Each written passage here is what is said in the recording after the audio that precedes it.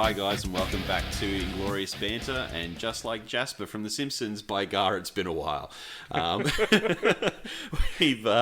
We've had a lot going on so far, but thanks for joining in on this episode. And thank you all to all you guys out there who have gone through and had a listen to our first episode. We've had some feedback from some of the guys we've known for a few years, and it's always good to hear back from everybody about whether they like it or not, if they just want to hear our voices a bit more for some reason. That's it. Just shy of starting our own ASMR separate podcast, apparently. It is really good to be back. We've both been very excited about getting back behind the microphones and talking a whole bunch of hobby nonsense and sharing what we're doing with you.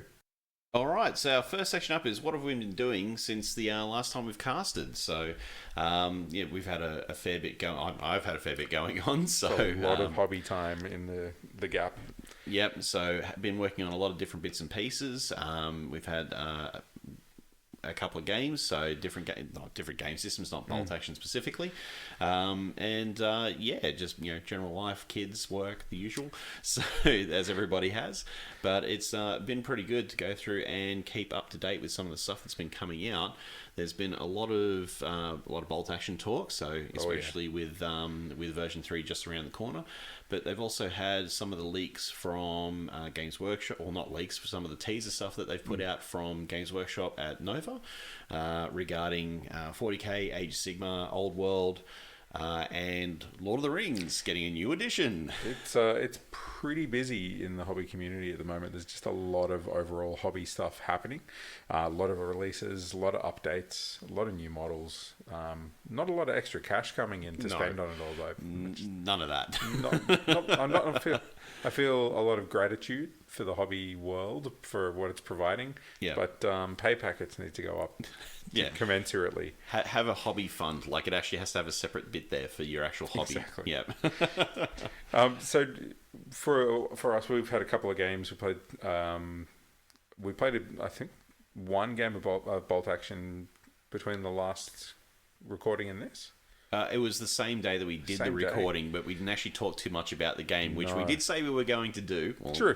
And then we just completely bypassed that, like we do with our rambling. So, to be fair, we did say that we were going to talk about a lot of stuff on the first podcast. That's true. We had a lot of great ideas for stuff to talk about, but matching them up to the amount of time that we have is different. Yeah, it's certainly a bit harder to try and keep on track. So hopefully we can keep this one on the rails a little bit. So we do have some show notes, but we'll touch upon and probably refer back to. There'll be pauses where we have to go through and go, oh yeah, that's what we need to talk about.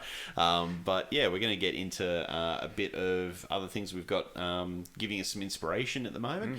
So like we mentioned, there's been a whole bunch of new stuff coming out for version 3. So they've had the latest articles that have come out. A whole bunch of different podcasts have been doing different episodes regarding the rules changes. Some people are running around saying the sky is falling, so there's an awful lot of that at the moment. But the thing is, in World War II, they had helmets, and if the sky was falling, you'd actually be. Well, it was worse than the sky falling at that point. True, but I mean shrapnel. Yes.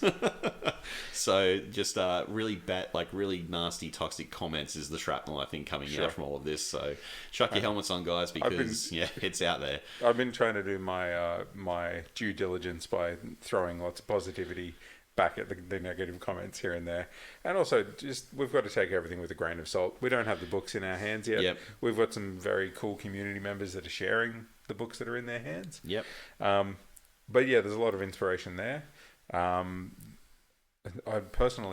The new Rings of Power season's coming up soon. Yeah, that's next month? This month? I didn't realize that was that soon, but because that's coming up, and then the new animated Lord of the Rings series. That looks awesome. I keep looking at the Morannon orcs that I need to batch paint, and I'm like, where can I shoehorn this into my painting schedule? You'll have time. You'll find time. I've been looking back at what I've got. I've got a dwarf army. I've got a Corsair army. I've got a Minas Tirith army. Isengard. Way too much stuff. I've managed to accumulate a lot of Lord of the Rings, but I don't really play anything but bad guys. So it's like in the Lord of the Rings when Frodo's all like, how will I know which is the right choice to make? And Gandalf's like, it's something about the question is like, so do all who are made to see such times. Well, we are made to see such times. Our hobby calendar is incredibly full, and we just have to decide where to put our time. It's going to be interesting working it out, though. Any other inspiration jumping out at you recently? So I will admit that as our focus isn't really on a lot of like we have a lot of focus on other game systems that we play, things that we like. There's a few games out there that have been still catching my eye with a few bits and pieces. Trench Crusade is really cool. Some of the stuff people have been doing that as far as conversions is insane. There's another one called Doom 1490, I think is what it's called. Right. And it's basically a small skirmish game set sort of around the times of the Black Plague. Oh, wow. It's like played on like a small board, like 2 foot by 2 foot set, like, 2 foot by 2 foot board, and you can have it built up. You've got different classes. Well, even the board sizes were rationed during the play, so you couldn't afford a 6x4 board. Yeah, back in my day, we played on a 3x3 and we liked it. Not on a peasant salary. Or it's one of those things. There's those sorts of things coming out, but even with Games Workshop having their stuff coming out, like you mentioned for the new Lord of the Rings animated series, they've released one of the models from that. They've announced a new edition, and we've got some of the guys in our group are pretty big Lord of the Rings fans, or they've got Lord of the Rings stuff that they've had for years. But one thing that was interesting to see from the old world was the Empire getting a new book. Now, I've been a big Empire player for a lot of years. Anyone that would have known me over the years from the Wollongong GW scene will have known that I've had my Empire for yonks, and it's in disrepair, and it's been redone 3 times. And but it's one of those things that it's always been a force that I actually really enjoy playing. So I want to make sure I probably jump onto that. So, absolutely. I think it's Empire, and then High Elves are up in the new year. Yep. That's going to be pretty good. I've been talking to a couple of our mates about Old World, especially greenskins. Yeah. Because I always wanted to do like a nomadic war, like just all hill goblin chariots and wolf riders, and then have a giant but make it represented by like other weird monstrosities. And there's like, I think there was a reference in one of the old White Dwarf articles to like a hobgoblin land carriage train kind of thing, like that's big, cool, like rattling fortress pulled by Rhinox or something, and that would be rad. Like just use that as like a giant battering ram full of baggage. Yeah. No, that would be cool. Like things like that, that we've sort of little tidbits we've come across, whether it's new or old, things that we remember from old books. The inspiration is out there, and there's an awful lot. Like there's. We're even talking. We were having a chat before we started here, and we're talking about the Star Wars Outlaws game that's come out. It looks absolutely fantastic. My wife was playing a bit of it last night, and it looked great. So, getting to run around, blasted and stuff, like it was very cool to watch something that wasn't, like you were mentioning, it's not a Jedi running around. It's just a person with some skills. Someone in that Star Wars universe that's, living their best life, shooting their best enemies, all the good stuff that you need. But I feel like I've seen enough lightsabers in enough games that it's cool to focus in on sneaky blaster action for a while. I think that's something that made the series like Andor and like Rogue One was very cool, because it was very much a step away apart from the lightsabers, except for that bit in spoilers if you haven't seen Rogue One yet, guys. If you but it's been out for years. That hallway scene with Vader, the first time seeing that several lightsabers. was fantastic. But also Space Marine 2 coming out. I have played the first one. I've actually got a couple of my leg tattoos are actually from that. So it's I've got Captain Titus, Lieutenant Titus, Captain Titus. What do you? Can't remember what he was. He was a captain. He was captain in the first one. If he's Primaris, he'll become a lieutenant though, because that's all they do now these days. It's just lieutenants. 700 lieutenants. Yeah. So I've got him tattooed on my legs. So from a bit of the artwork. So I initially was like, oh yeah, it'd be cool, but now watching more stuff for it, I'm pretty jazzed about it. So, because let's face it, who doesn't want to play as a Space Marine, run around blowing chunks out of Tyranids? So much cool stuff in the first game. Like all the Orky stuff was perfectly Orky. Yeah, the worlds were great. And it felt like you were a spaceman. It felt like you were stomping your way through the 41st millennium, and punishing anyone who wasn't human for not being human. It was accurate. Yeah. Oh, well, look, I mean, for those of us that might be old enough, sort of in our greybeard age range, the Fire Warrior game that was out on PS2. Yeah, I remember getting that and playing that, and I loved it so much. It was so cool. And when you got a bolt gun, it felt like a massive weapon, especially for a little Tower Fire Warrior running around carrying it. But it's that kind of thing of something that we have grown up playing as far as our hobby, reading the books, that sort of thing, listening to the audio dramas, having all the background noises. Like I love audio dramas for that. Having a video game to be able to sit down and play as a character is really cool. So, and it was when the first game came out. I'm really hoping the second one, like, I'm jazzed for it. I'm going to get it now. I really hope it is actually a good game. Yeah. But from everything I've seen, it looks like it is. So, and if not, it's a space. I get to run around as a space marine. I'm good. I've found over the last few years that I finish almost no games at all. Yeah. I just run around getting inspiration and taking screenshots of stuff I want to build. Goes to Tsushima. And that's about it. I just go, wow, that'd be really cool on a table. Yeah. And then I've been thinking about the Drowned Earth miniatures game. Yeah. And so I reinstalled Ark Survival Evolved and just went into creative mode and started building like settlements and outposts and stuff amongst the jungle and like all the plants and stuff like that, because it was so inspirational to take that and go back to the tabletop and start building the things that I could create. Or it's like your Fallout board that you've done up. So for Fallout Wasteland Warfare, so we've played a few games of that and getting to run around and seeing all the stuff from out of the game, having it on a tabletop, being able to do all that stuff. There's inspiration everywhere, I think. So even if it's just from, and this is going to sound probably weird to some people, not weird to others, is that music that you listen to can remind you of something you've done, like hobbies in the past. Like for me, it's, some of the songs that were playing in the store when I was younger. Yeah. Those bring back memories of sitting around, building my miniatures, playing games, that smell of glue, the smell that all hobby stores tend to have. Death metal and glue. Yeah. So it's certain Metallica songs, some of the guys, I think Timmy D used to play a lot of like Iron Maiden and jeez, why is it escaping me now? The song Midlife Crisis. I cannot remember the artist name, but it's escaped me. My old boss Timmy D had some really cool taste in music. He had some out there stuff. Did you remember there was a band called Dread Zeppelin, I think, or similar, but it was an Elvis impersonator singing reggae songs to like a metal beat.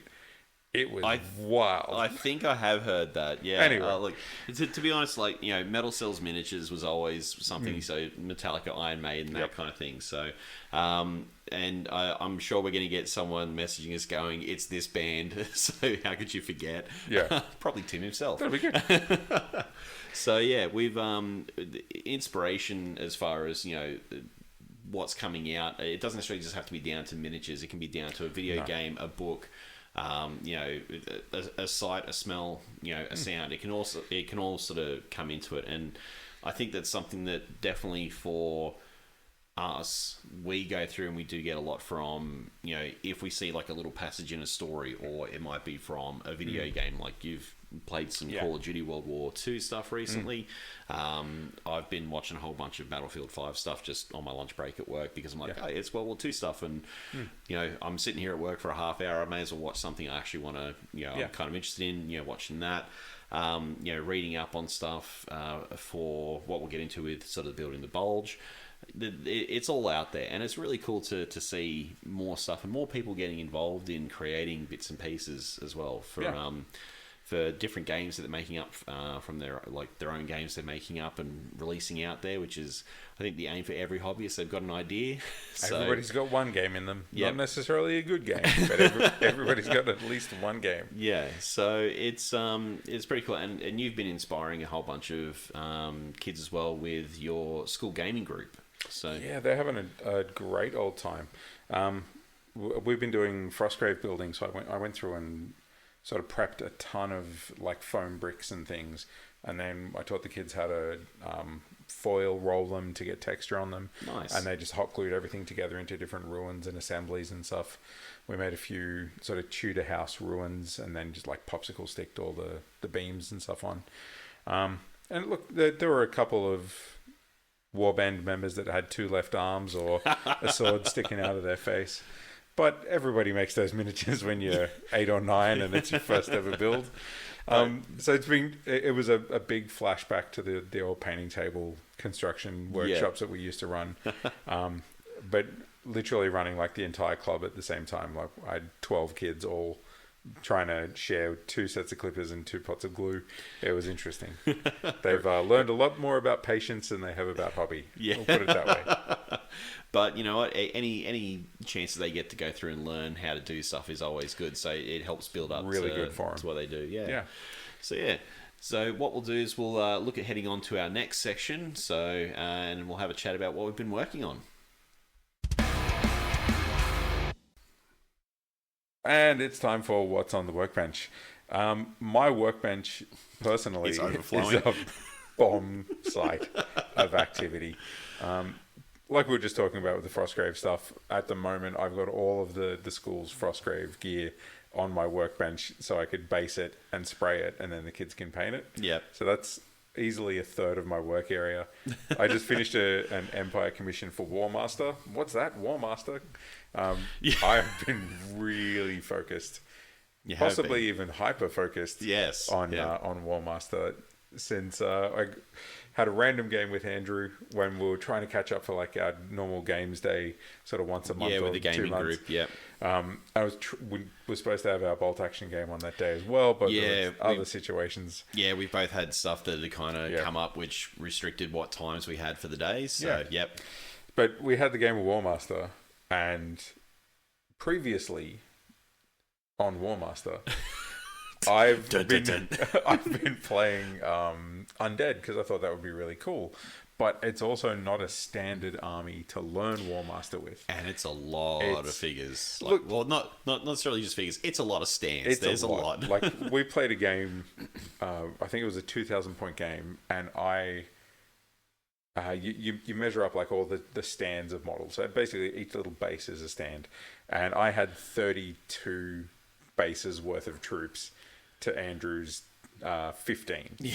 And it was all of mine was infantry, and I went through and was like, well, there's 12 guys per stand, and I had 1,000 like fighters on the board to throw at this guy, which is the whole point of War Master, is that epic visual scale.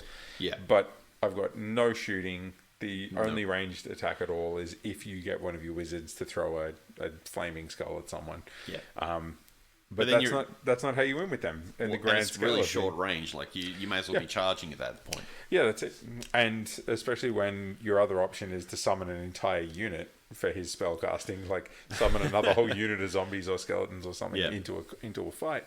It just doesn't make sense to be using those things. So, having started with Undead, I did a Chaos Dwarf army so that I would have range and some interesting like variations. And they are nice models. They're those ones that you've managed to get a hold of, so they're very, very cool. Yep. Not sponsored by Forest Dragon, but damn Forest Dragon. Yep.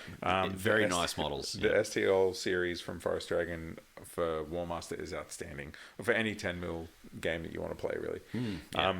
But the playing with the Chaos Dwarves has been like playing actual War Master, where the orders matter more and there's more morale involved, because undead don't care. They're undead.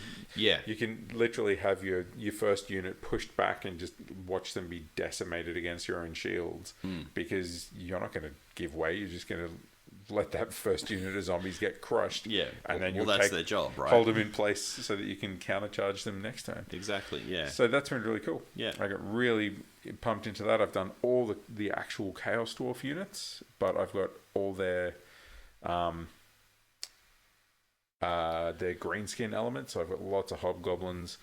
I'm trying to think of that quote from the Thor movie where he refuses to call them slaves. The slave orcs are like prisoners with jobs. Oh, prisoners. That's the one. I got a lot of prisoner with job. Volunteered. Volunteered orcs. Involuntary volunteer. Which is cool because that's spurred on another army, because now I've started an actual greenskin army. Yeah. I'm going to use all of the slave orcs as like an orc uprising. Like I'm going to use those cool. units, but replace the command groups with orcs instead of like slave commanders. Yeah. And that way I'm like, sweet, all my orcs are like broken free and joined the war and they're terrorizing.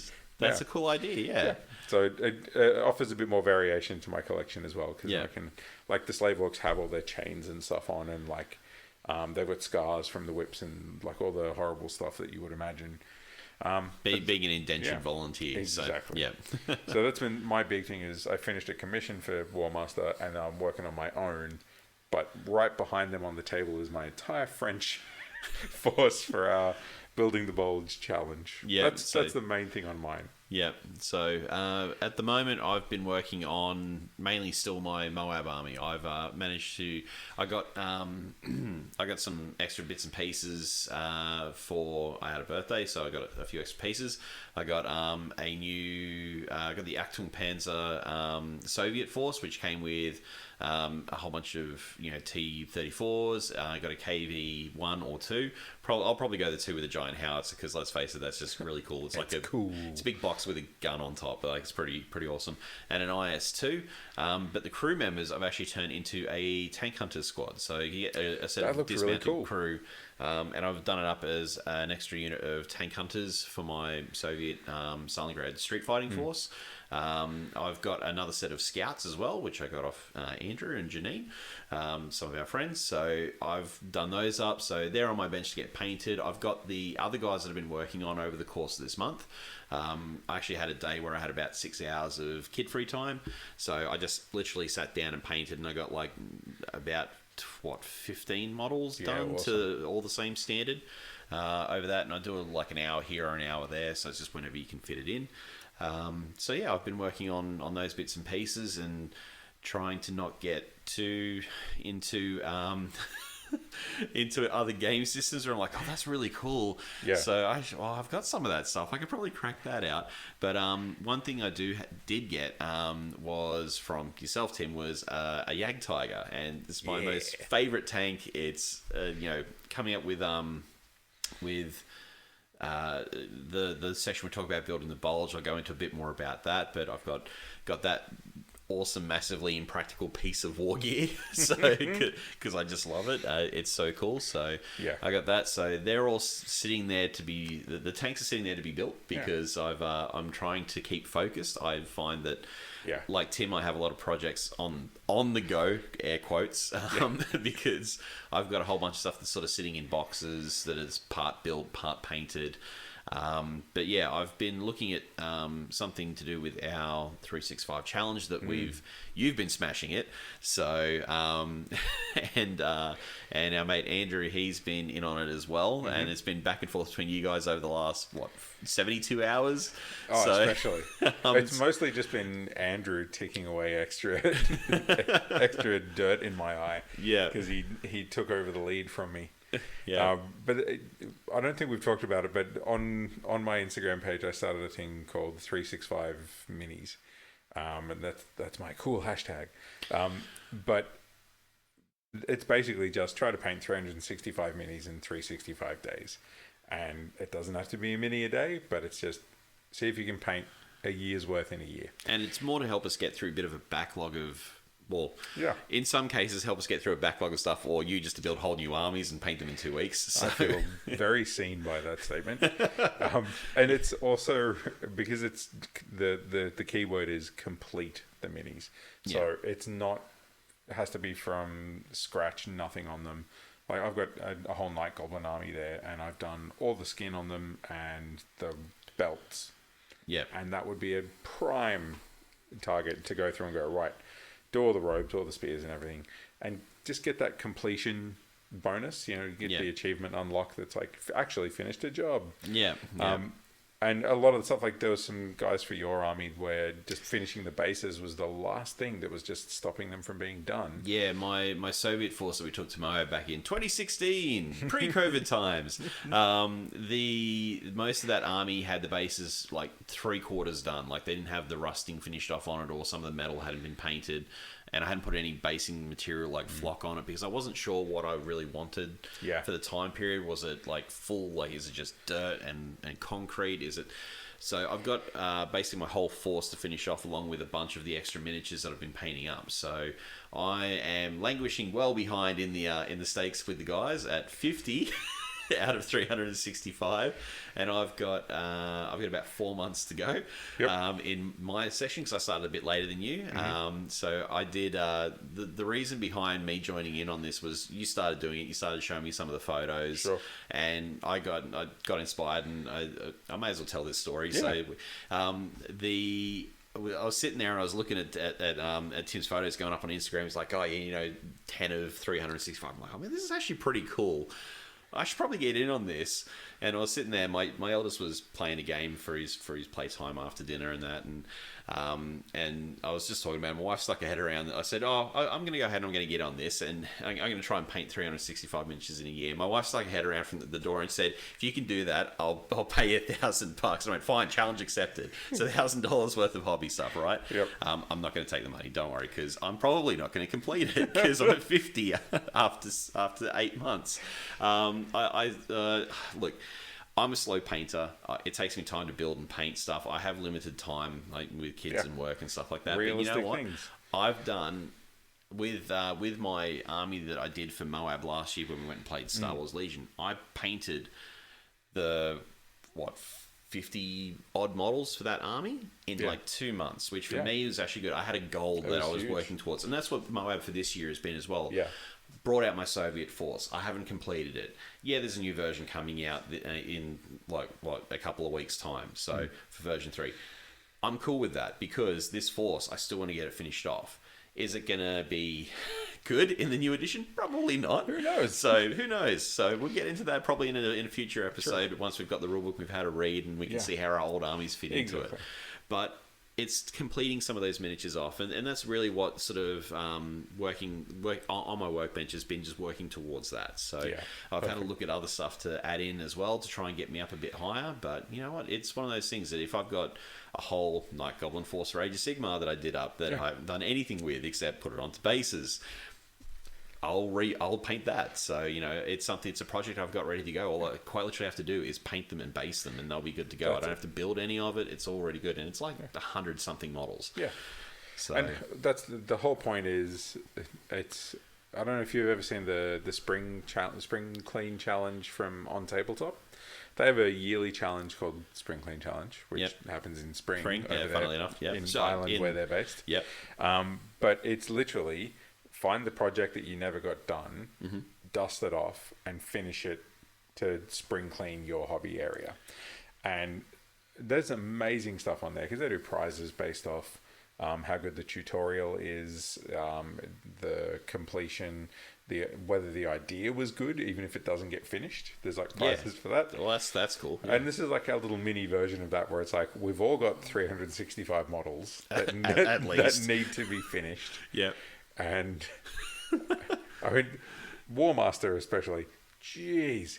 Like, I just went through to work out how many bases I needed for the orc list for 2,000 points, and I just ordered 200 bases. Jesus, all right. It's more than I need. Yep. But I was like, you know what? Someone's going to be like, oh, I'm missing 5 bases for something. Yeah. So I went high on it because from Back to Basics, it was $12. Yeah, Back to Basics is really great for any MDF. Outstanding. Yeah, any MDF bases you need, those guys are the way to go. So I've never been unhappy with their service. I've grabbed another paint rack from them for the organising my hobby maelstrom. You know what I need is I need high elves. I need high elves to get out there and create a vortex to siphon away the hobby chaos from my table. No, that's all they're good for. It's only going to be added to by having them there, mate, because you put them to work building and painting more stuff. I'll just start a high elf army. Hey, well, that's the old world is getting new high elves next year. Perfect opportunity. I might even crack mine out. Yeah, or War Master. Yeah.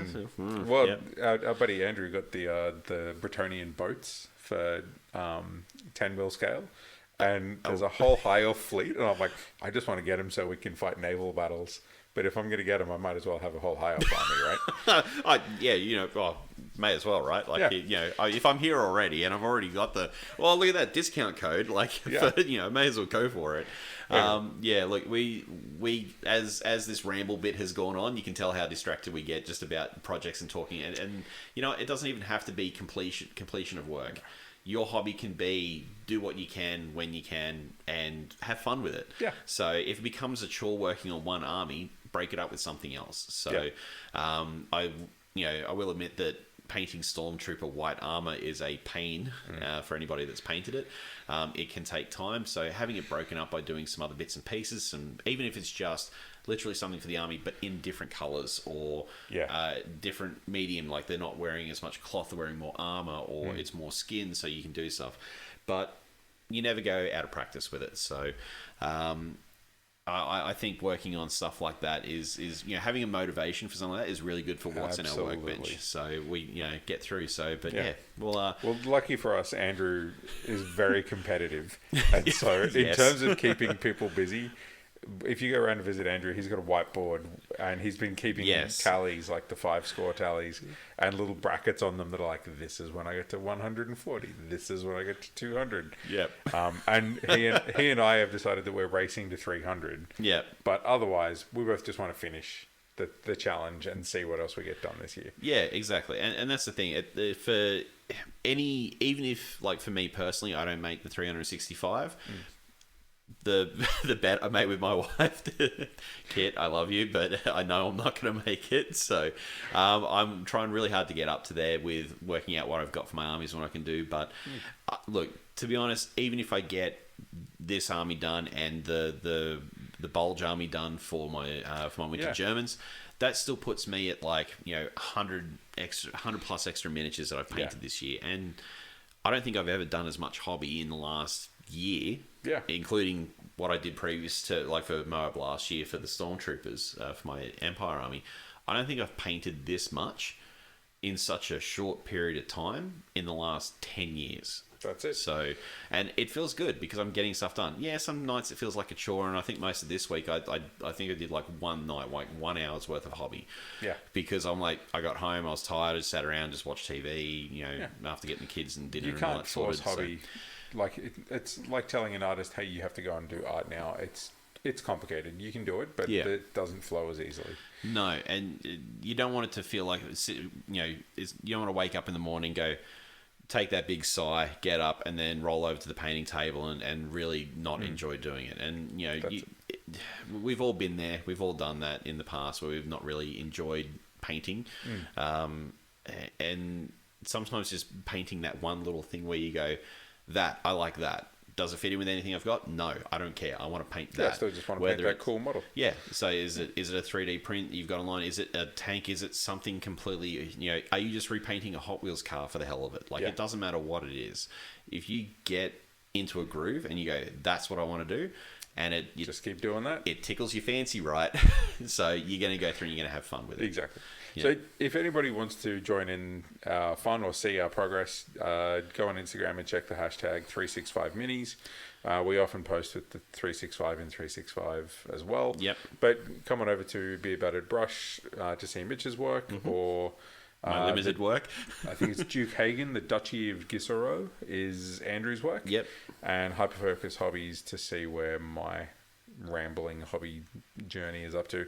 And post it yourself. Let us know what you're doing. I'll definitely be kicking it off again for 2025.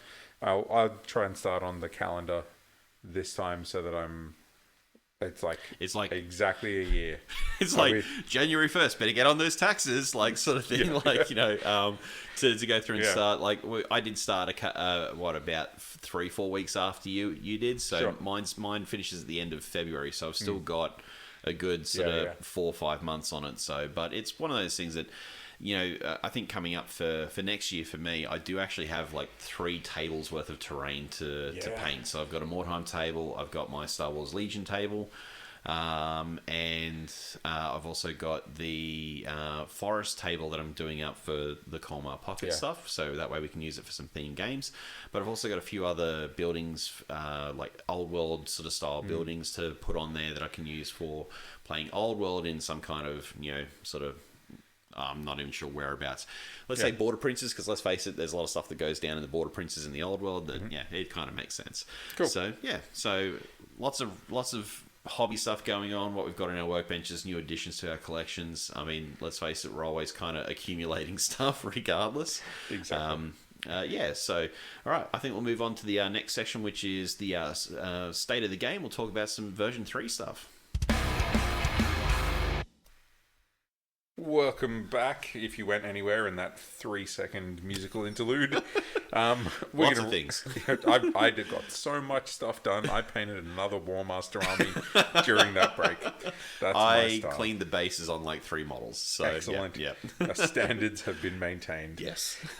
We're touching on state of the game. A lot of our focus is on bolt action at the moment on this channel. Mm-hmm. It's why it's called Inglorious Banters, because we wanted a bit of a World War II bolt action-y vibe to it, and we're very focused on the changes coming up for version 3, which have been covered by a lot of really, really great content creators and by Warlord themselves. They've been really good at sharing. They have, the intelligence reports have been awesome. The last 8 weeks with new stuff every week, it's been great actually. Absolutely.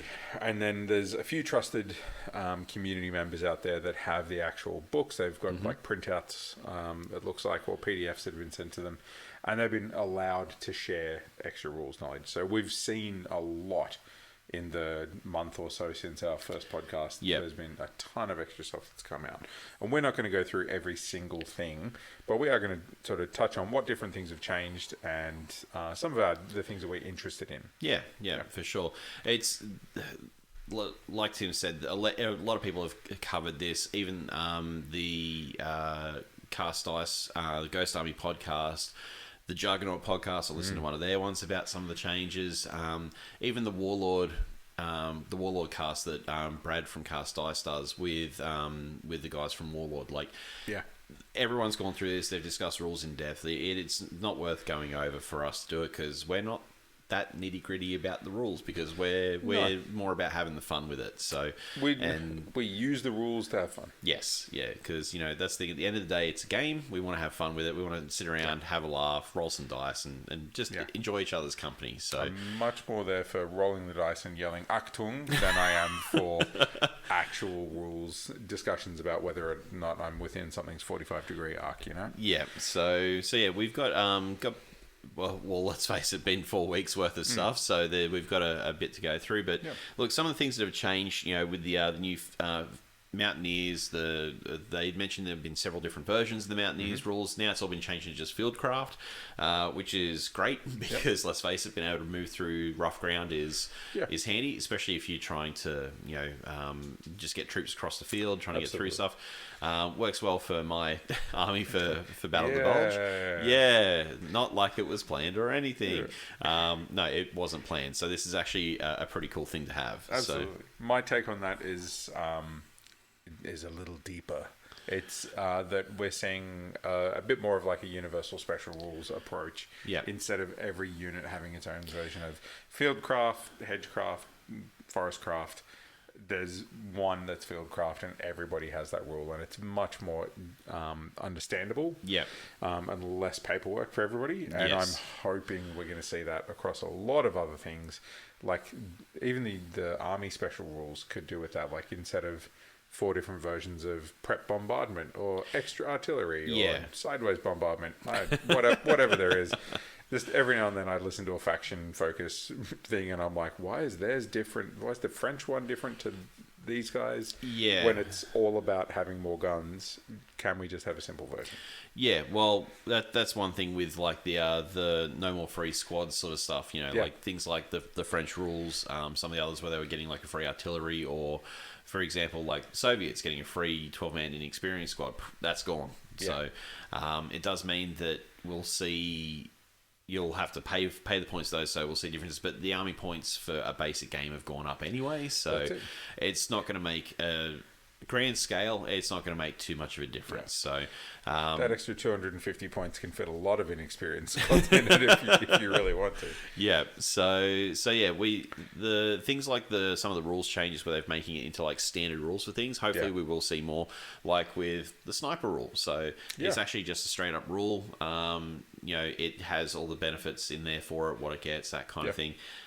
It's handy seeing that step towards it. So universal special rules are something from us playing in 40k, or even now with Old World, Age of Sigmar didn't really have universal special rules because every war scroll had their own thing. But even some other game systems will have, it has this rule. What does it rule? Go to the special rules section. It's listed in there. So the universal special rules are always handy to have for that kind of thing. So, but I'm a fan. Yeah, I'm a fan of the Fieldcraft. It makes it a lot easier just to make it as one whole rule for everything. So hell of a lot better. So. And you could simplify that into upgrades as well. You could say this unit may have skis, which gives it Fieldcraft. Right, even though skis in Stalingrad isn't the best combo, if you just like that'd be so good on the rubble slopes. Come see the fantastic rubble slopes of Stalingrad. Exactly. Dudes just like bouncing down rock piles. Yeah. It's great. No, it's good. So but there's a lot of those things where you could just say this unit has climbing gear and rappelling ropes. They count as having Fieldcraft to represent the fact that they can get through a lot of different terrain better. Yeah, and I suppose that also opens up to, depending on what they do with the armies of books when they come out, when they go through and they actually have force selectors for certain areas, you could have that as a rule. So if you want to take it, if you want this squad to have their... So let's say they do go, well, you can take a Gebetsjäger squad or a Soviet mountain troop squad. You get this benefit just from having these rules. Something like that would be really quite handy. But the same could be said for any specialized troop if they want to go through and say, like Soviet scouts or I think the San Marco Marines for the Italians, they have outflank. Right. Cool. So you can move in from the table edges. Going to mispronounce it, the Cacapadio squads from the Finns list. As far as I'm concerned, you said it right. I don't know the unit squad, so you're probably perfect or terrible. It's probably because I've heard a lot of people mention it and they talk about it and they talk about the pronunciation on it, and every time I'm pretty sure that's how it is. Anyway, I'm sure I'm going to be corrected. So they can come on from the rear from the enemy's table edge, like they have because they were the long ranging force, that kind of thing. Having one standard rule to go, it has outflank, it does this, so would be really quite handy to have. Some of those units, touching on other things like they did talk to us about vehicle damage. They told us that there's 2 different charts. Yeah. I'm a big fan of the new change to vehicle pins, driving you back if you fail. Yeah. Because, I don't know, playing video games, if I get into a situation where there's a lot of infantry with the potential to surround a tank and climb the sides and throw grenades through the slits, then you back up. Yeah. And if you back off the table out of the area of operations, then you're not taking part in the battle anymore. No. Using some of those scouting forces, they could just get into position with just to put pressure on from different angles. Yeah. It'd be really interesting to see how that works out. I know I don't want to say a lot of people said, because I haven't actually seen a lot of people say, boo, this sucks. But it's out there. I could see where people would get upset if they lost their Jagd Tiger to a couple of AT shells freaking it out and it backed off the board. True. But it's also up to us as generals to use the terrain on the board to cover our sides and cover our weak spots and make sure that we're in positions where there's terrain behind us to stop us from exactly backing up. One thing I was going to mention was about if there is something behind you blocking it, you have to then make a pivot and still move. Like give yourself some space, bit of space, yeah. But at the end of the day, things like one of the things that I did talk about was the AT guns getting +1 to hit. Actual like getting +1 to hit against the vehicle. You now really can't just roll a tank out into the open and take a hit from that and go, oh crap, down, and then just back up. You've got to be a bit more wary with it. So, but I mean, you could have army lists where you go, cool, I'm taking 3 anti-tank cannon, like 57mm cannons, the medium AT ones for your US army, or go, cool, I'll take 4 88s, for a German army. You could take that, but but one thing they were talking about on one of the Cast Ice podcasts, the recent one that just came out the last couple of days, was you got to lean into that force if you're doing it. That's where all your points are going. Yeah, so you got to commit. Yeah, it's leading up to the version 3 stuff. A lot of people had said, we never see AT guns anymore, and they were a huge part of the actual war. Why aren't they in these lists? And they just weren't effective enough. They weren't you could do exactly the same thing but on a tank with a decent armor value. So why would you take AT artillery? But now it feels very cinematic. I love that you only get it on the fire order, not on the advance order as well. So with tanks, you've got to decide, if I'm going to set up an ambush, because it works on ambush too, then you're sitting still in the right position and you're ready to take that shot as soon as they come around a corner. That's exactly what you see in every second war movie. The Stug is hiding out in the barn with the barrel sticking out. And it's ready to go. Or the haystack tiger in Band of Brothers. Band of Brothers. All these great scenes will actually be there because, sure, you could do a tank duel with someone and you'd both have the movement penalties, but which is a difference of 2 points now. Because if you move, it's -1, but if you're stationary, it's +1. That's a 2-point swing in your favor from neutral. Going up against a solid, especially the German ones, that Jagdtiger is going to be a nightmare if it's stationary taking shots. If it's stationary and can see something in its arc of fire and has not already been pinned out, it's a big...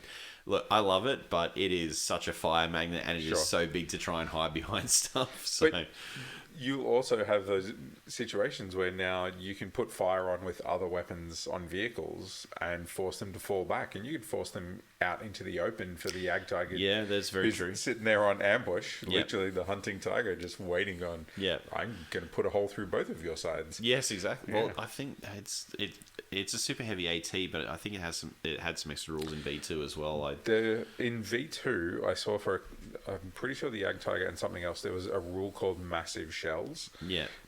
Which was that it didn't suffer long range penalties. I think that's because long range penalties don't exist in version 3. There could be something different. It could just be an extra +1 to the chart or something like that to represent the massive kinetic damage that something that large, because 128mm shell, it's crazy. It's huge. And having been up close to one of these things over at Bovington, it was like I mentioned in the last one, being up near some of these vehicles is they're massive. They really are. And sort of having that rolling towards you, firing, or even not firing, just rolling towards you, it's still going to be something to give you a lot of pause. You're gonna really hide in that foxhole pretty bad. So exactly. So look, they talked about transport rules. A lot of the transport rules made sense to us, from what I know. But one of the big changes has been changes to combat and especially to tough fighters. And the naysayers are screaming that the death of the Gurkhas is here and all the rest of it. But as someone who's just accidentally printed 3 squads of Gumieres that are... there were some misprints and we might have overcompensated. I didn't grab them so I could be the guy who took tough fighter veterans. Because they're good. I took them because there's a photo of the Colmar pocket of a French Gumier troop sharing cigarettes with some American troops that have just arrived to relieve them, and I was like, that's so cool. I'm definitely putting them in my list because that's a cool part of the history. Yeah. And I will think about that photo when I work on these guys. Yeah. So the balance out for them is that combat happens simultaneously now, unless you're defending. Unless you're defending. So defenders get to go first, but that's where your engineers come into it because they get to destroy fortifications. So, look, the defenders going first. Attackers going first in V2. Look, yeah, it's good if you manage to catch the opponent in the open. A lot of time, you're not sitting out in the open. You're actually, going to be hugging cover because that's just the way the game kind of works. Cover is your friend. Yeah. So, and one thing that I don't do enough with my Soviets, considering nearly every model has SMGs on it, being the style of army that I've got, I don't use them to assault.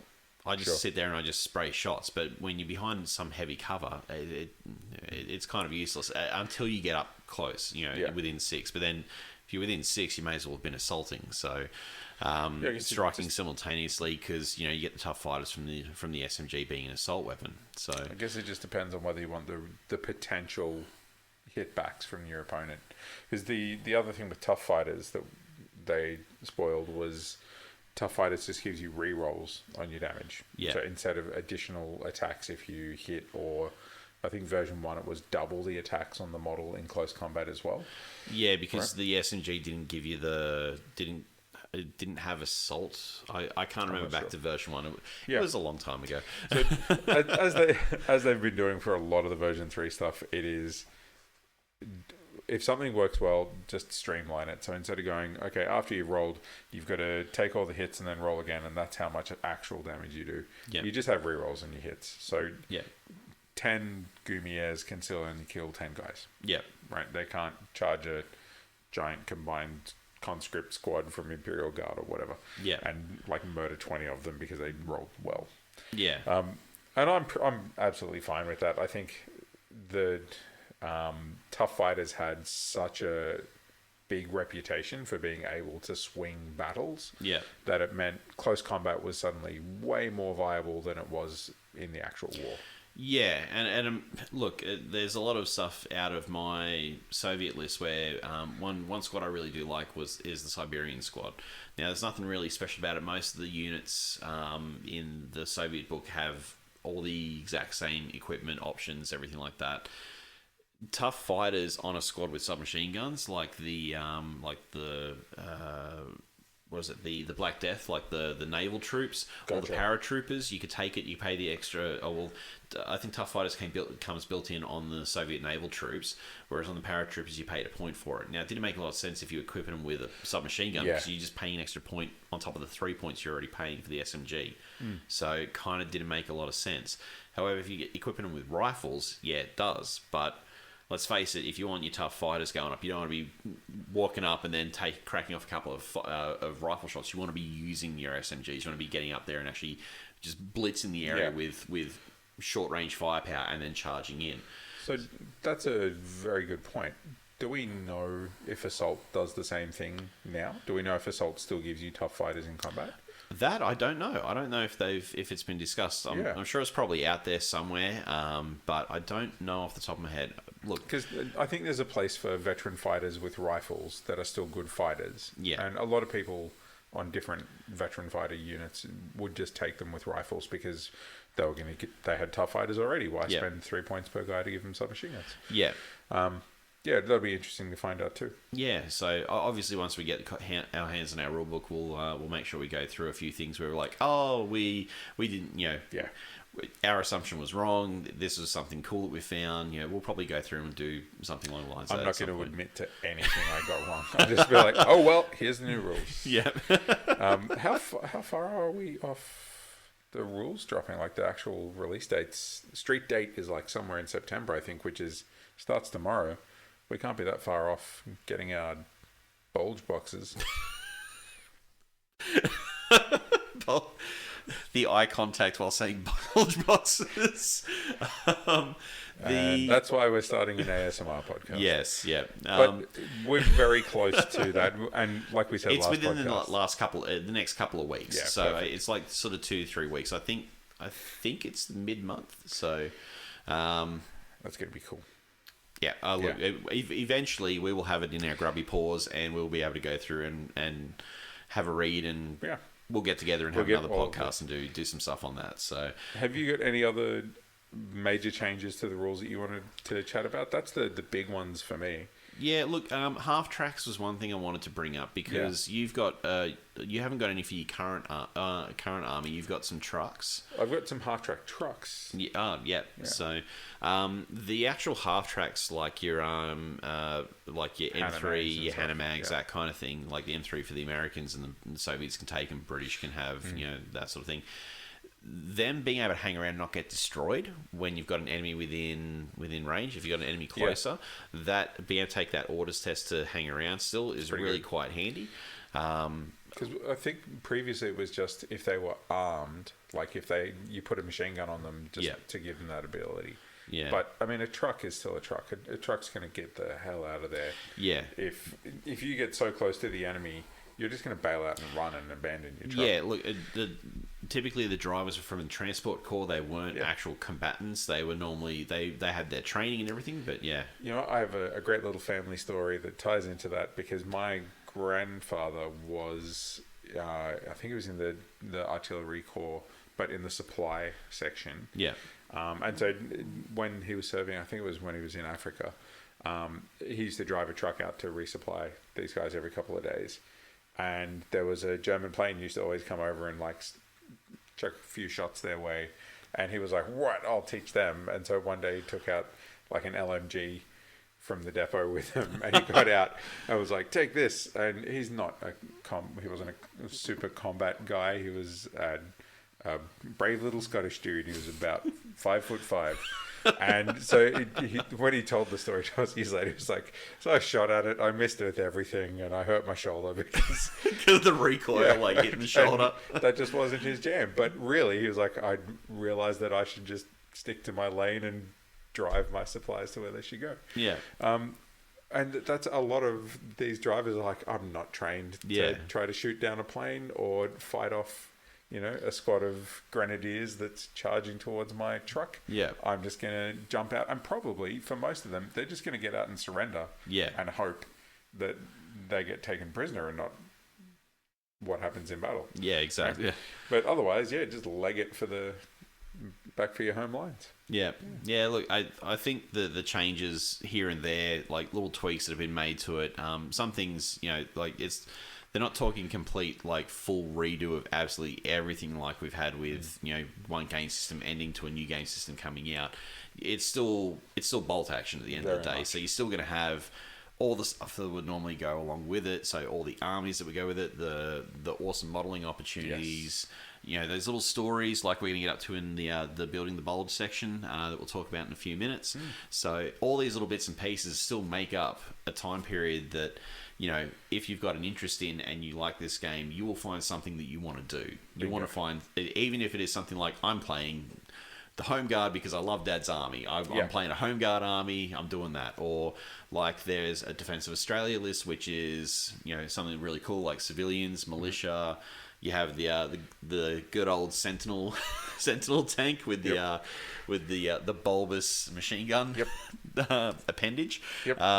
You have that kind of thing. Little bits and pieces like this. It's and this inspiration strikes. It does, and inspiration strikes can be from anywhere across the globe, really, because it was with a few exceptions, it was a global conflict. So there's always something to do. So we're not short on inspiration, and that generally leads us up to our next bit, building the bulge. Cast your minds back to World War II, a small pocket of resistance amongst the River Rhine. The town of Colmar in France is one of the last holdouts of the German forces. French troops are attacking from one side, waiting to be relieved by American forces coming in. That is where we are setting our opposed armies for version 3 of Bolt Action. We talked a little bit about opposed armies before. When our version 2 armies were opposed Stalingrad forces, which was a lot of fun, and we'll go into that a little bit today. But we've been prepping and building towards this area of France called Colmar. It's a little known area, but it's got a lot of history and a lot of interesting storytelling to influence our battles. Yeah, most definitely. The first bit that I'd come across was an old Flames of War selector when I was looking at German mountain troops, the Gebirgsjäger, and it was one of those things that we were talking about what armies should we look at doing for version 3, and I'm like, oh well, look, we had a couple of ideas we were bouncing around as to what we were wanting to do, trying to figure out an opposing force, because we, like Tim mentioned, we've done it with our MOAB armies. It's something that gives us a bit of focus, something to bounce ideas off. Oh, what about this? If there was equipment, certain bits of equipment, or had we found any bit of information along the lines for stuff. And you know what? The Colmar pockets seem to fit really well. So especially when we found out that, hey, look, it's going to be winter Americans and winter Germans. Yeah. It fitted really well because it was the Colmar pocket happened sort of basically around the same time as the Battle of the Bulge, so in the Ardennes. So it was sort of a little bit after that. So it was from the start of 45. And it gives us enough... a large enough area to work in that, especially on Tim's side, like I said, there were French troops and American troops fighting, and obviously Germans, and including the mountain troops, which is a focus I wanted to have for my force, but also has like Volksgrenadier support, Luftwaffe field divisions with 88s, so I could hooray punch holes in all those tanks. So yeah, there's a lot of different stuff. So we'll go into a little bit about some of the information on that and some of the things we've found. So yeah, it's a nice little thing to have opposing forces when you're building something with a mate. Like everybody builds their armies. Generally, they'll pick a battle or a particular force. They'll go, I want to build that army for whatever reason. Whatever tickles the fancy, you pick that. It could be inspired by a film. It could be inspired by your own ancestry. Some people collect forces based off where their relatives have served. For anybody, if you do have a friend that is getting into the hobby, finding something like this means that both of you have like an extra bit of inspiration and a vested interest in like getting the forces to feel right. And we're not historical reenactors for bolt action. No, not rivet counting on this at all. But we'll use whatever historical information we can find to influence our choices. Yeah. We still want to have fun. We don't, like, if we found out that there was nothing but rifle platoons present, that would be a bit of a struggle to play and have the fun that we want. We want some extra units here and there. So both of us have done separate research on it. I bought a book called Eisenhower's Thorn on the Rhine, and there were no freaking pictures in it. And it was... Sorry, man. No, that's fine. Look, I was laughing at myself as well because I was so keen. I opened it up. I was like, yeah, I'm going to look at like maps of the region, and it was all written reports on the conflicts around specifically the town of Colmar. And the information's actually really good. Yeah. I'm really glad that I bought it, but I was such a kid about it. I was like, there's no pictures in this. It's like, what is it, Gaston, where he's there holding the book and he's like holding it out and kind of throws it away behind him sort of thing. No, exactly. I don't want to read this anymore. So we've got like different wiki articles. We've got like different historical documents online. I've got this book. Mitch has got like some elements from the Flames of War text to give him really started it because it was like an old interest point from years ago from previous gaming. Yeah, so back in version 1, start of version 2, I'd actually collected enough stuff to do what I was looking at was a Northern Italy, like a Gustav line, sort of a Gothic line sort of force for a German army. So I had like, a Panther, lots of just Panzer Grenadiers. I think it was actually the stuff out of one of the Band of Brothers starter box, I think, when we got it for Yes. second ed, when the second ed set came out. So yeah, that far back. So I had that. I ended up moving it on during COVID, because I'm like, oh well, we're not playing bolt action. I don't really need it. Yeah. You know, I needed the money to fund something else. So I was like, well, look, I'll part with it. And then when we started talking about it, I'm like, God damn, I wish I kept that. So because I would have had that, but that wouldn't have meant. Luckily, Warlord came to the rescue. Yes. So, but what it means is that the stuff that I had wouldn't necessarily fitted what we've actually found is this sort of little pocket, so to speak, of the Colmar pocket. We wouldn't have found that and sort of use that as a starting point for our new armies. So. Some of the stuff I found a bit that was more about the American perspective, or it was it was a thing about the Colmar Pocket museum. So I think it was from there, and it had a bit about an after action report and things that had happened. It kind of all fitted with what we had already looked up, that kind of thing. So little bits of inspiration from there. But like Tim said, we're not going full historical theme, because that would mean lots of infantry, a lot of work to basically get the sheer volume of troops that we would actually need. Sure. And it wouldn't necessarily be everything we wanted to include, because everybody's got their thing they like, and they want to try and build an army with that included in it, but it doesn't necessarily always fit the theme. But if you're going to go through and you're going to go, well, it could have been there, because we're only talking a distance of maybe 100 miles or something like that. Oh, maybe a supply train got routed the wrong way, and this is showing up now. So I can field that unit because I saw that it was in the neighborhood. Yeah. So for anyone who's thinking of doing this, there's loads of information to go through to find out what forces were opposing each other in different areas. Find 2 forces, find 2 players, and split them up. Yeah. Do a bit of research yourselves. If you tried to go full historical, that would work for a historical reenactment, but we are trying to make something that works in bolt action as a game. And bolt action as a game has things that cannot be hurt by rifles. And so if you go Tigers. Historically, I'm going to take all the infantry platoons that went over there, and they were under-equipped, and they didn't have bazookas or anti-tank rifles or whatever the case might be. Then as soon as someone throws a couple of tanks on the table, then you're fighting a war of ignoring the tanks and hoping that your infantry can take the objectives. And that's not always as fun, which, in history, when those things happened, they weren't fun. No. People suffered very mightily. Very much But we are looking for an enjoyment factor.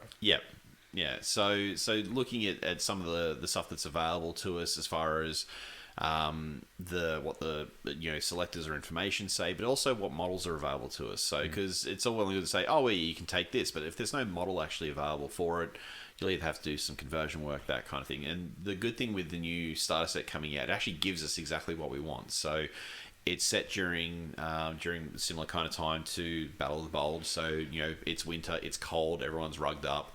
So some more so than others. So the winter coat, the winter greatcoat, Americans are perfect because they fit with it. Some of the Gumier models that you've got printed up, because they're wearing sort of the traditional long robes, again, kind of fits. And on my side, they're all wearing, for the Germans, they're all wearing Parker, the Parker suits. I'm going to mix in some of the winter German models in there with it as well. So with just some regular greatcoats. So that way there's a bit of a mix. And yes, while the plastics for the Germans are Fallschirmjäger, a little bit of work here and there. And to be honest, if it's winter kit and look, the Ardennes Offensive, they were well equipped with with the gear, like the clothing, that sort of thing. So look, in other sections, they might not have been as well off, but they would have still been better equipped being on the defensive and actually having fortified positions with than the Americans coming in and they're having to they're overextending their supply lines to try and make an advancement through that kind of thing, trying to get into some of these towns. And there's always at least a bit of leeway. I watched a painting guide from Sonic Sledgehammer on the new plastic Americans, and he went in and said, look, technically some of these models, if you look down under those great coats to where you can see the boots sticking out, Some of them have gaiters on the boots, and some of them have like buckled boots, and the buckled boots fit for airborne, and the gaiters fit for US infantry. Yeah. So technically, you could say, well, look, you can't call that airborne because he's wearing gaiters. You know, it's the wrong boots, therefore he's not a veteran. But we're not into that level of detail. No. And if you are, that's great. If that's the thing that keeps you jazzed about your hobby, that is absolutely perfect. But I can put a tuft of grass in front of a foot and never think about it again. That's why Snowflock was invented. Slap it on the feet. Absolutely fine. But look, like with everything in the hobby, it's about the enjoyment you get out of it. So both of us have done a fair bit of research. We've chatted away about some of the different units. At the moment, we're just kind of waiting now for the mighty bulge boxes to arrive, and we can have a big unboxing and split them all up and share them out. It's a very exciting time. It is, yeah. So it's working on our version 2 armies for MOAB. We're kind of, well, me mainly because yours is already done. So, but for me, it's kind of like I'm needing to get this done, but I'm also sort of really, really hanging out for the new models, new kits to build up and make a full start on this because we've got like I've got a Yag Tiger I can build for it, but I know if I start doing that, I'm gonna have to start painting it and then. And then I'm not going to get my army finished for MOAB. So, although tanks paint up pretty fast, they do for getting your 365 challenge models done. Very true. Well, I've got the Soviet ones to do as well. There's another, That's another 5 models. Another 5 models. So, and then. I don't have my army finished off for MOAB, so I'm being a good boy and I'm trying after MOAB. Just for the 365 challenge. Yeah. So like the opposing forces, like it's helping us keep motivated with it. It means that we can talk about some of the stuff we're doing, the amount of miniatures you've already got built, ready to go for it, to add into the Winter American, so you can have sort of a combined force, which is something that you can't really do as far as the rules are concerned. Like we're not sure about version 3 at this stage, but you could take combined armies in version 2. Some of the books, especially for like I think Italy had some of that stuff. Yeah. So, but not that I've read much of. I haven't read any of the Italian campaign books. I just sort of know a bit from what people have talked about. But taking combined armies, I mean, if you've got a guy with a rifle and he's a regular trooper. He's a regular trooper. But the French at that time were equipped by the Americans, so they had mainly like the M1 Garand. Like there wasn't much difference in their actual equipment, except for like the helmets. They had the Adrian helmets, I think they're called. So that was sorry. You finish what you said. No, go for it. So one of the things that was holding me back on starting the French element for this was that I didn't want to do French that basically just look like American GIs because I wanted them to look distinct, and they had the Adrian helmets and their like funky coats that they pin back for action. It's like flipping the sports mode on your Crocs, right? Sports mode. So I was like, that was what appealed to me. And then I looked into the Free French, and some different painting guides I'd seen were like, oh yeah, they were basically just wearing American GI stuff anyway. Yeah. But all the photos that I found from around the Colmar Pocket were primarily French in their full uniforms. Yeah. So I didn't have any issue with basically just going, well, you know what, I can run my force wearing basically just French gear, and I'll still be happy that was a thing that was available to them. Yeah. And we'll feel okay. Yeah. And similarly, like I said before, using the historical information to impact the army, but not dictate it. Yeah. So it means that I've grabbed vehicles and things or units that I wouldn't normally go for. Like I got an M8 Scott, which is like a light howitzer tank, open topped. It looks like a toy tank. It's so small. It is small, yeah. Right? It was a small tank. Yeah, but I wouldn't use a lot of open top stuff normally, but I'm using them for this because it fits. They had was the M10 Wolverine tank was one of there's I think there's a named one that had a really cool name that you sent me some documentation about. Yeah. There was a named one that took part in one of the battles and was knocked out by a German tank. And all those things just fit because then when I put that on the field, I'll be like, I wonder if this is that same one from that battle, and Yeah. is it going to survive this time? Geez, I hope so.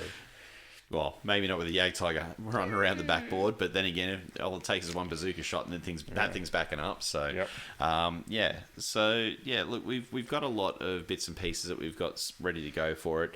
Like as far as affecting our modeling and completion time on it, look, I mentioned before, I'll mention again, I'm slow at painting. I'm also slow at building, but I put a lot of time to make my models. Like, I clean all the mold lines, all that kind of jazz. I mean, there are some people out there that go, nah, put it together, it's on the field, it's ready to go, slap some paint on it. Other people that will spend way more time than I do per model, like converting them, changing trousers, shoulders, rolling sleeves up, like shaving the model, the arms back, and then doing all that sculpting.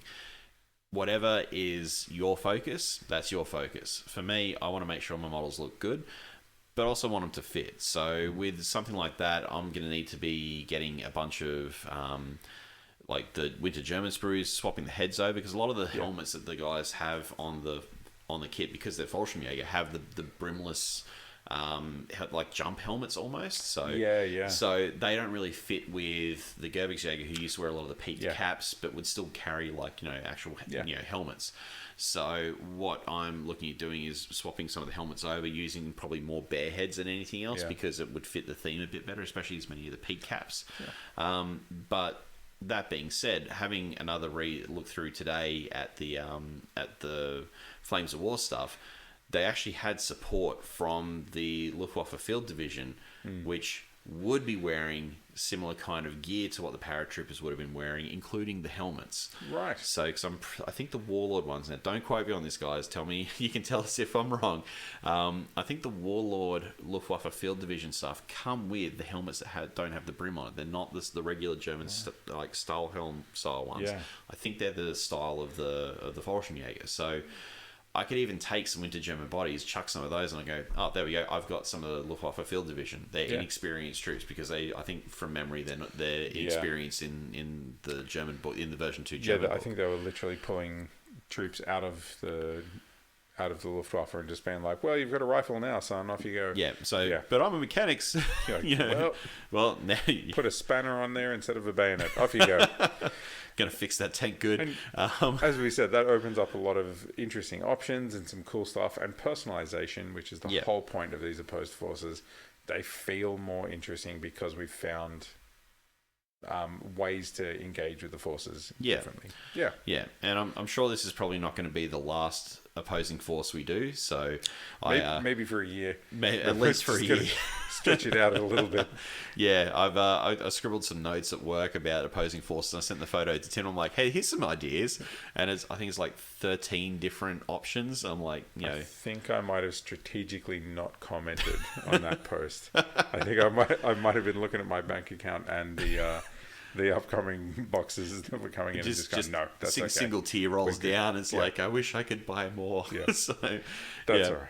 Yeah, no. So we'll that could be something we might even we could even look at just doing an episode about what are cool opposing forces that we would like to do at some point, and give people some ideas. We could do a top 10 opposing forces. Yeah.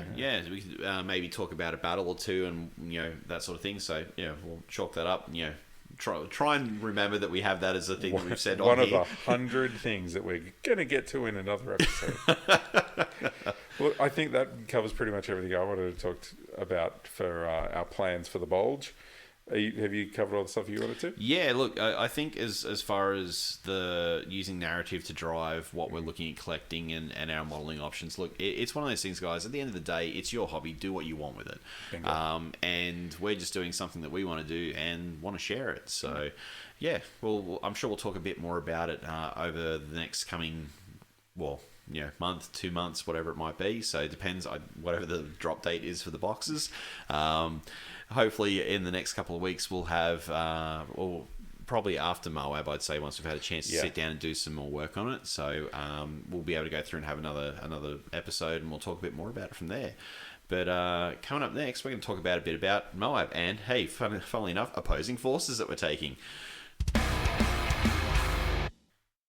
And welcome back, guys. So we're having a quick chat about the new, the latest tournament for us to go to, is going to be MOAB. So at 2024, which is up at Sylvania in southern Sydney. So basically, it's the last send-off for version 2. So Ian Underwood, who's one of the guys that we've known for a while, he's one of the guys organising and running it. So we're going to talk a little bit about what we've done as far as preparation for it, what we're hoping out of it. Yep. Wooden spoon for me. Someone's got to come last. So, just a bit about sort of the selector they're using, that sort of thing. So with the Force organisation, we can go into a few details about that, just to round us off for the episode this time around. And hopefully you guys will be a little bit inspired to sort of check out some more of this moving forward. So it happens over the October long weekend for MOAB, Mother of All Battles, held by the Sylvania Gaming Club there. It's it's a big event on the calendar for anybody in Sydney. Awesome. So, and that's for any game system really. So a lot of game systems do run it. So we played Star Wars Legion last year there. I think I played a few Legion tournaments there. One bolt action tournament there. Yep. So a version 1 tournament right before version 2 dropped. Right. So we're kind of repeating ourselves this time. 2 bolt actions there. I don't remember. I think just one. So yeah. There's a lot of really good tournaments there. Like we said last time, there's quite a lot of historical stuff, but there's just a lot of variation. There was a table running the Emu War game last year. Yeah. There's loads of cool independent retailers, independent game makers, sculptors. If you haven't been out to MOAB, please go and check it out. It's just really cool to actually see the community live instead of through your computer screen and seeing what's happening on somebody's web store. Yeah, it's really good to actually get out there and talk to the people that are making all these cool things. Yeah, and some of the games they have there, like the Emu Wars one, are a participation game. You can join in, have some fun, roll some dice. There's always a lot of families out there. Mainly on the Sunday, there tend to be a lot more families coming around. So you got parents who aren't playing because they're doing the whole parent thing. So they bring the kids along, they have a look around. There's always lots of... It's noisy. There is no lie. It is a really noisy place. Noisy. But it is part of the atmosphere. And there are obviously bigger tournaments out there, especially some of the big international ones, including CanCon. To be honest, they've had like large attendances for Age of Sigmar, 40K, there's always a lot to look at these things, and there can be a sensory overload. So, but you know what? It's one of those things that you go for there, you play the 2 days, and you just have fun. It is something that is an experience that not everybody gets to have, but it's... So let me ask you on that point, as a goal for what you want to achieve out of a bolt action tournament at MOAB, why are you, Mitch, going to bolt? Look, I don't play. I used to play a lot of tournaments years ago. I used to play a lot of fantasy tournaments. Got a lot of wooden spoons. So, in fact, there's even a really awesome picture of me just having a whole unit of Chaos Warriors and a Chaos Lord wiped off the table. If it's in the back of a White Dwarf, I have a lot less beard and a lot less grey in my goatee. But it's one of those things that I go to it because I get a guaranteed number of games. I generally play against people that I've are going to definitely have fun with, because they're here for the same thing. They're here to have fun. They want to play. Some people, more competitive than others. You'll always get that. Some people are going for that top spot.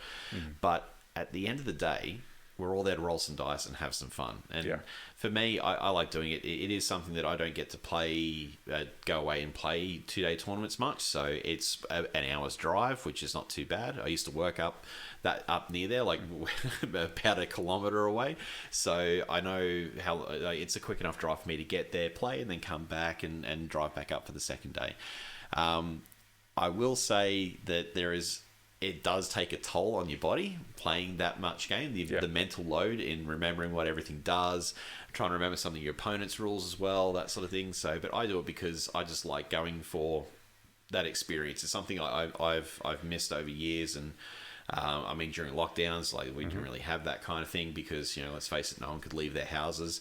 But prior to that, it's just sort of it drops off as you're interested in different games. So for me, I get guaranteed 5 games. I get to have fun. I get to hang out. Invariably play someone from Wollongong, from our local area. Usually me. Usually you. The way our ratings work out, if you haven't been to a tournament, after the first couple of games, you get ranked against people with similar scores.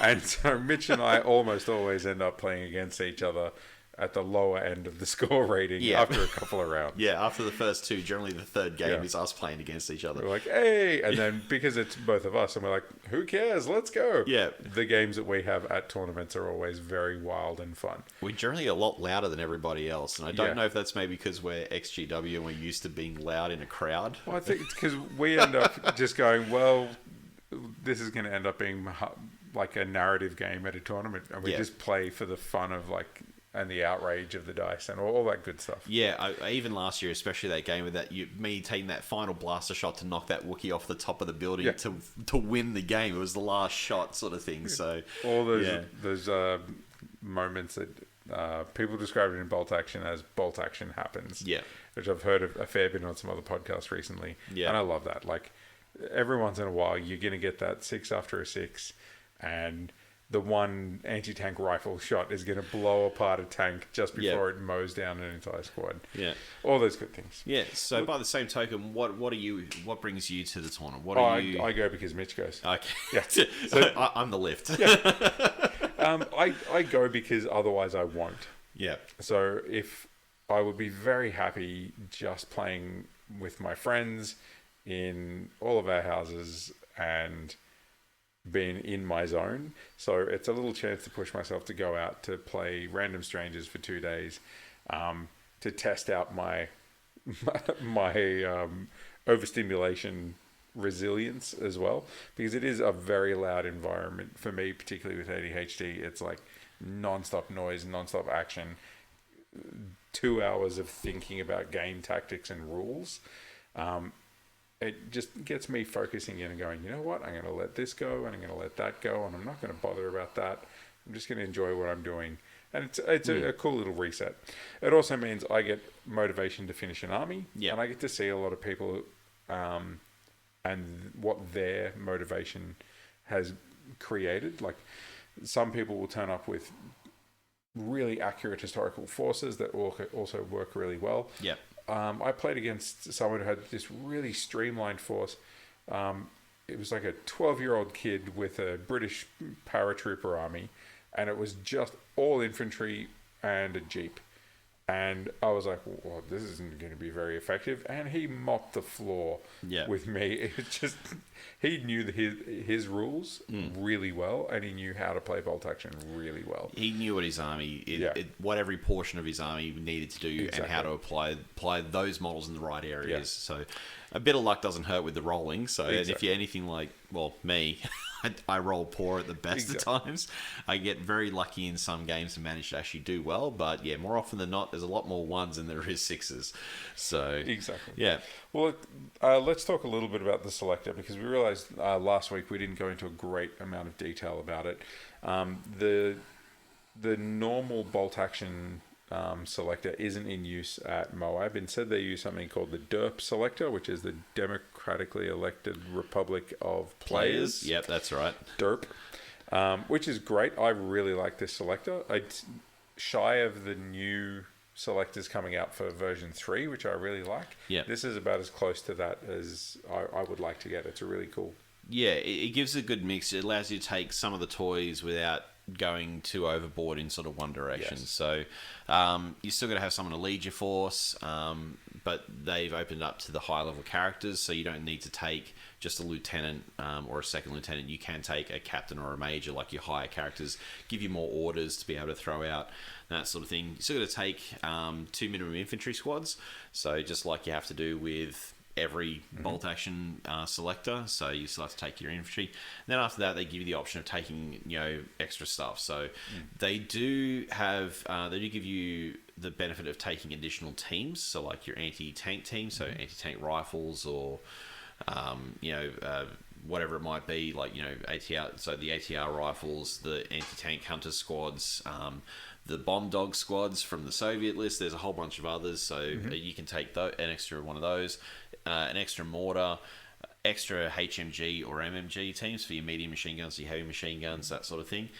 Just extra artillery. They take 2 pieces, so that's kind of terrifying if people have got a lot of howitzers, because that's a lot of templates on the table. True.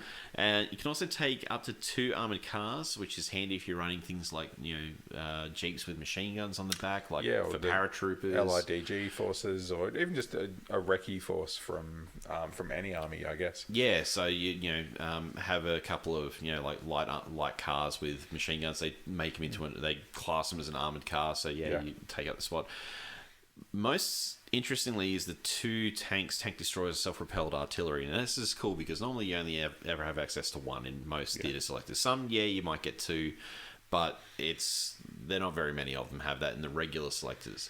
So having the ability to take 2 in there is really quite cool, which is something you've taken advantage of with when we've been playing our practice games. Yeah, a lot of the choices that Mitch has just explained there are basically +1 on top of the normal minimum, right?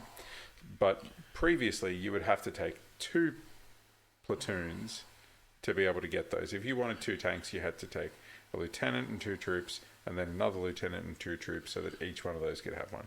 This just means I don't get taxed a whole extra, like minimum 11 extra guys to do that. Yeah. So I've been running, because of the themed opposition forces that we've got, the Stalingrad ones. I've used the date cutoff from the Stalingrad selectors, so I can't have a lot of the really big, interesting, like heavier AT guns on the Panzers. Most of the Panzers from that selector are just a light howitzer, which has still worked out very effectively because it's still definitely 2 has. armored vehicles. Mitch has a very infantry heavy army, so I've got a lot of large squads that I can hit with these blasts, which is cool. But if I go up against someone with a lot of armor, I don't have it. I've got a couple of squads with anti-tank grenades, I think, and that's about it. And like a pioneer squad with a flamethrower, I think, isn't it? Is one of the things Yeah, you've I taken? have one of those, and that's like, if I'm lucky, I can get that up close enough to hose down a tank. But I'm happy to have that little handicap in there. You can't really call having 2 Panzer IVs a handicap, but I've got that little step back because if I go up against anything that's got armor 9, I guess, then I'm going to be struggling. Yeah, because what armor 8? Even 8. No, I've got almost nothing that can hurt armor 8 in side. that whole force. Yeah, you're going for the side and rear. That's what you're going for. So it gives me a strength in one area, but a weakness in another, and I really like that in my armies, for them to have something that they're not great at, and that's how I've themed my half of that opposed force up. Yeah. So with my side of it, I've gone for the Stalingrad selector, which does have access to vehicles in it. You can take yourself a nice big old chunky KV2 with the giant massive heavy howitzer on the back of it. However, I've gone for a full like Rattenkrieg, like rat war kind of, like building to building, like basement to like first floor to second floor kind of fighting force. So my army is entirely infantry. I've got no artillery support in the latest iteration of the list I've taken, because I went, you know what? If this force is really truly hiding, like fighting between buildings and stuff, they're not going to have the longer weaponry, the artillery pieces, howitzers, even anti-tank rifles, because they're going to be hold up in a position, but they might not necessarily be close enough to be able to be effective. I have taken a light mortar and a medium mortar and a medium machine gun, because that gives me... They're still quite portable too. They're portable enough, they can get in and they can set them up, that kind of thing. But the majority of my force is all armed with SMGs, because it's designed to be a close-range fighting army. Now, doesn't make a lot of sense when you're going on a board that might have 30 inches of open ground. I'm doing a lot of running. You saying you might not end up in a board that's themed the same way our armies are themed? No, of course not, because there's always that thing where on some of the tables you're just going to get a bad matchup on the table. Yeah. And that happens in a tournament. Like it's something that happens with any tournament. It's once the terrain is placed down, that's where it is. You don't get to move it around to your advantage or anything like that. The mission will make a difference. It's one of those elements where we've themed our armies for a selector that is based off where they fought historically, but my Germans have ended up playing on a Iwo Jima board, and looking just crazy out of place, but still a fun game. Yeah, tactically, it's got lots of good stuff, even if it doesn't fit the theme. Yeah, and I think both of us are very, very happily accept that that's going to happen. We're going to do our best. We're going to have fun. Yeah. We're going to have our upsides and downsides to our army, and we're going to see how that goes in a tournament situation. Yeah. Do you have high expectations for your...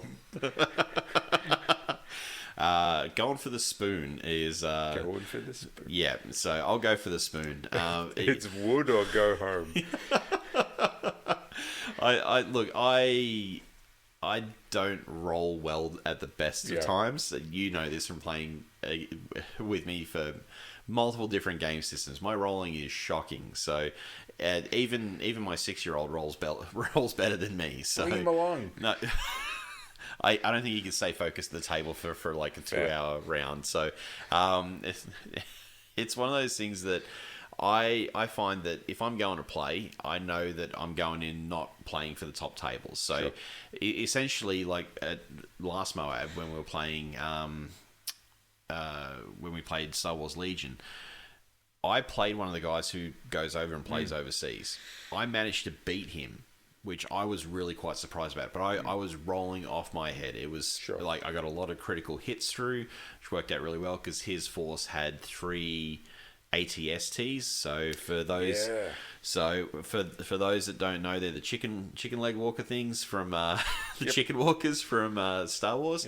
He had 3 of them, and that's a lot of armor to get through. It takes a lot of shots to take those down. And I managed to do really well. I took 2 of them down, which was surprising. So, and I managed to beat him by playing the objective.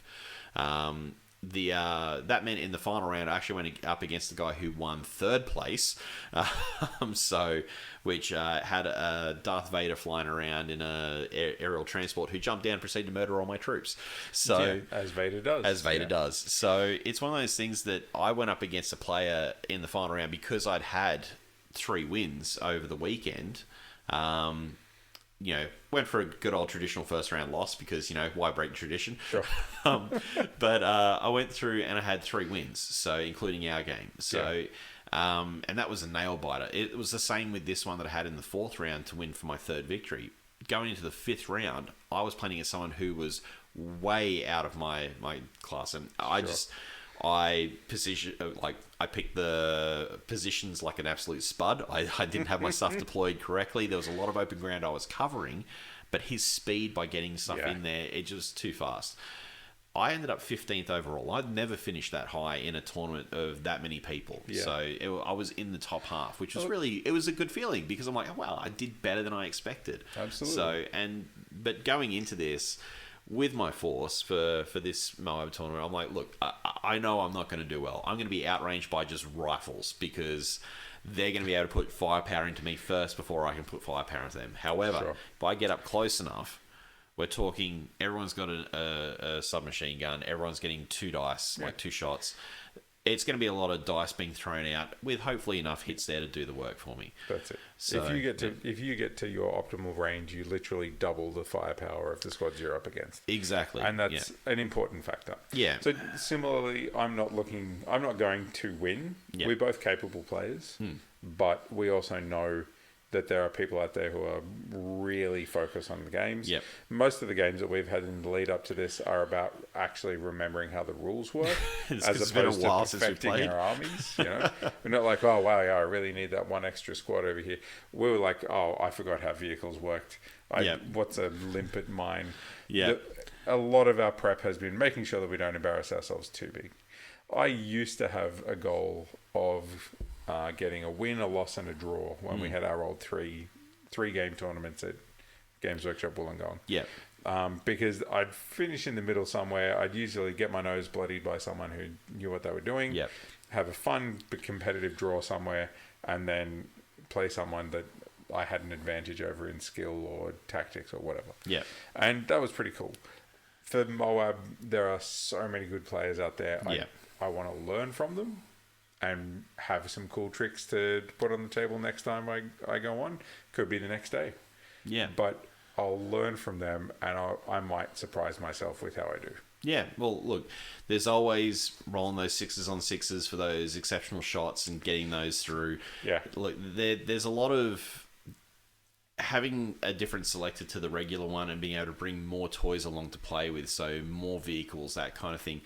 It does mean that if you traditionally don't play a list with a whole bunch of, anti-tank ability in there, you're probably going to struggle. It's the same if... That's it. But the thing is if you're taking lots of infantry squads, that means that because you get an order dice per squad, you're talking about armies that might have way more dice than... way more units than your opponent. Like, even in our games, I think my lists generally outmatch you by at least... I've got like 5... Or like 18 dice? 18. My current list, I think, is down to... I think I've dropped it down to 15 because I've adjusted. I've taken basically... I'm about 12. Yeah, so it's a bit closer now than it was because it was like I was running like 16 and you were running like 10 at one stage there with one of the lists, and it was like such a massive advantage to me. I could get more of my troops done and out on the field, or you would have all yours done and I had majority of my army to go. Yeah. So, but every time you add an extra squad in, you're taking more time because you still got to do everything with that squad. And it might be just as simple as pull the dice out.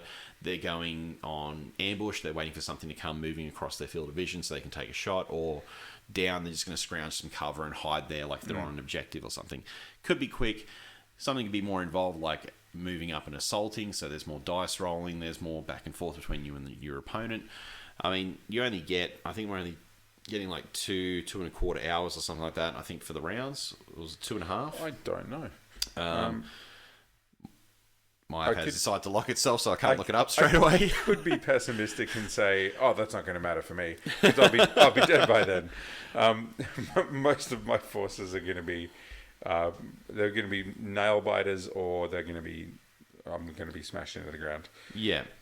Look, but at the end of the day, it doesn't really matter what we're taking. We're taking stuff we want to play with because it's something that we've built together as our opposing forces, and. I suppose it's one of those things when you look at it, we've built something we really like and enjoy. Yeah. But when you go and you actually put it on the tabletop, someone goes, "Oh, what's your army theme?" He's like, "Oh, I've themed it up against that guy over there, and his army." And they go, "Oh, yeah, cool." And they go, "Look at your army," and they go, "Why'd you take that?" Yeah. So, like, this is not optimal. Like, it's not optimal at all. No. So, in fact, it is suboptimal, and that's the way I like to be. Exactly. Yeah. So, but I guess my main prediction for MOAB is that we will both have a lot of fun. Yep. We will both have enough time to visit all the shops, because that's what you do when you get knocked out early. Go visit the bring and buy downstairs. Yep. Hopefully snaffle some stuff up. And also that we will have lots to talk about when we come back for our next episode, which won't be till after MOAB. Yeah, so MOAB's in about a month's time, so we do actually have to... I've got a whole bunch of life stuff coming up, so... very busy between now and then. Yeah, so we're going to be a bit busy. We're going to try and cram one extra game in, so we can try and... Well, practice with my current list, so because I've been updating it and building it with an extra scout squad. I've been using the same list that I wrote for the last 2 or 3 games, but it's actually a list that I wrote by accident. I hadn't completed it. Every time I pull all the models out for it, I'm like, wait, where's my truck? And I was supposed to have one of these. And so the entire list is wrong. So it's just got random assortments of crap in it that need to be changed. Yeah. So we'll both have another test game. We'll get ourselves ready. We'll do some push-ups. We'll be ready for standing. Push-ups? Yeah, you got to be physically fit for MOAB. You got to be ready to stand at that table. Oh man, my back after a tournament, even our back after just playing our games is like, I'm done. You got to get that leaning on the board, like stoic general skill. You don't want to tip the board over. So. No, unless I'm losing. Yeah, look, one thing I can always say is that I don't drink at a tournament. I know there are some guys that go and have like, it's 9 o'clock. Yep, the tuck shop's open. Grab a beer and start. Look, if that's the way you want to play it that way. If you're there with your mates and that's what you want to do, definitely go for it. Me, I just can't, like, because I will be asleep by about, I don't know, 3 o'clock. So then I've still got to drive home after playing the final round. It really is. It's a full intensive day of thinking, standing, lots of just little actions all the time. And you get to the end of a tournament day and go, I've done a full day's thinking in the last 6 hours, and I'm done. I'm out. It's going to be a quiet car ride home. Yep. And then we'll start it again tomorrow. Yeah, exactly. Yeah, up early again, drive up. Look, it's a lot of fun. So we'll go through and we'll have we'll probably chuck up some photos of some of the things we're doing for it through the socials. Mm-hmm. So make sure you have a look through that. So it's Hyperfocus Hobbies for Tim, and for me, Beer Batter Brush. I think what we'll see after this is us shifting our focus over to version 3, like talking more about our armies, our modelling. But definitely if you have a chance to go through and if you've listened to this episode, thank you very much, guys. It's been a bit of a longer one this time around because we've had a bit more time to sort of talk and ramble on, so hopefully you haven't gotten too bored by this. But we'll go through and we'll be back in recording in probably mid-October with some extra thoughts on the new version 3 rulebook. So some of the stuff we've come across with that, building our armies and our experiences at MOAB. Excellent. We'll see you next time. Thanks, guys. See ya.